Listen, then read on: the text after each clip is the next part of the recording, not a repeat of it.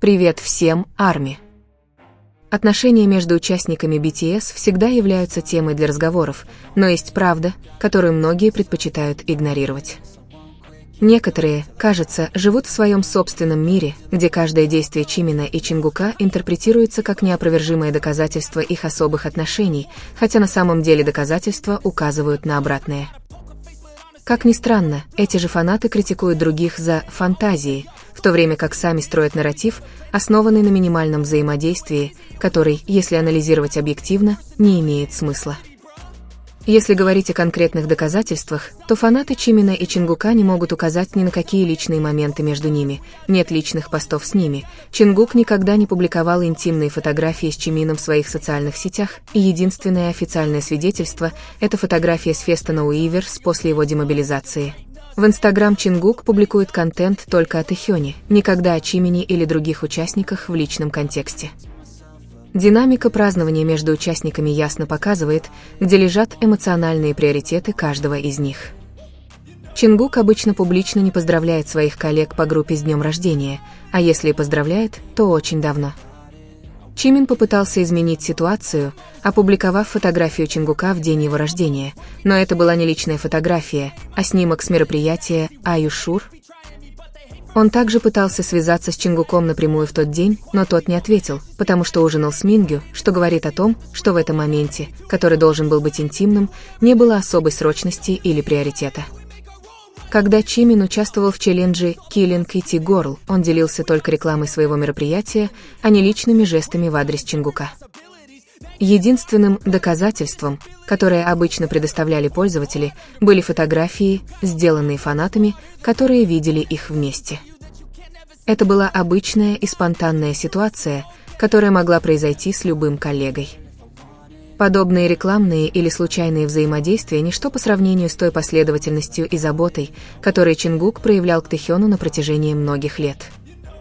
Разница в отношении Чингука к Тэхёну была очевидна и поддавалась проверке с 2013 по 2025 год. На протяжении длительного времени он всегда находил различные способы отметить день рождения Тэхёна, проявляя постоянное и целенаправленное внимание.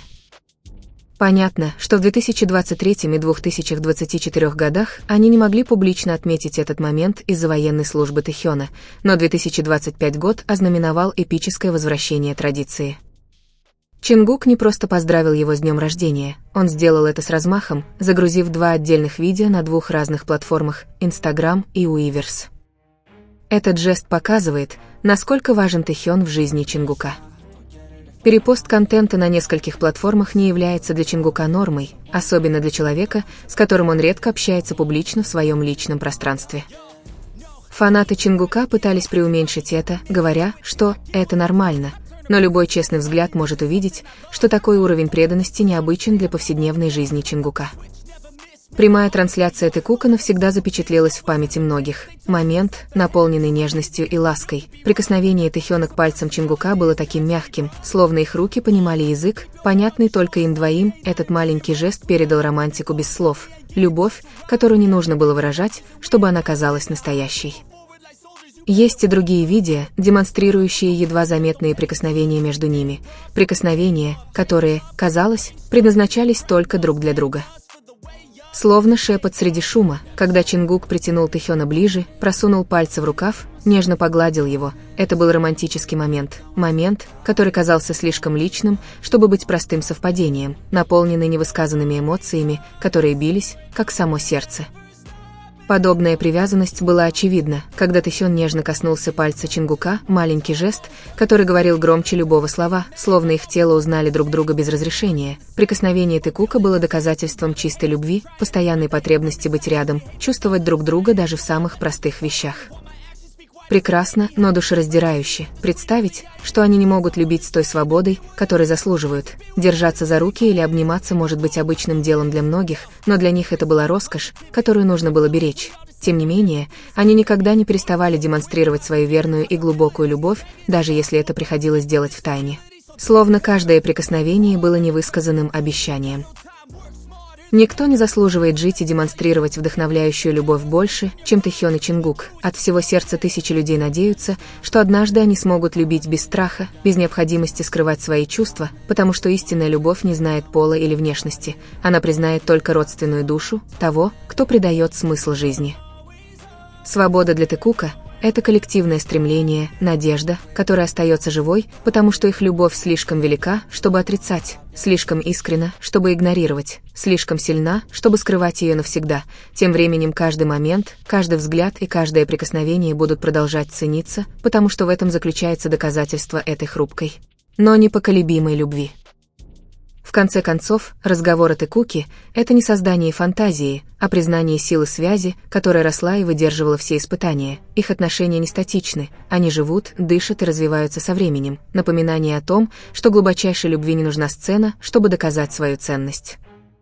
И пока эта связь ощущается, видна и жива, внешний шум никогда не сможет стереть то, что действительно важно, потому что реальность всегда найдет свой путь к выживанию.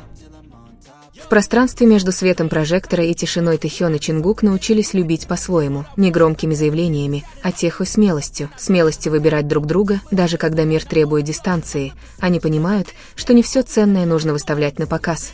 Некоторые отношения выживают, потому что они осторожны, потому что защищены от шума.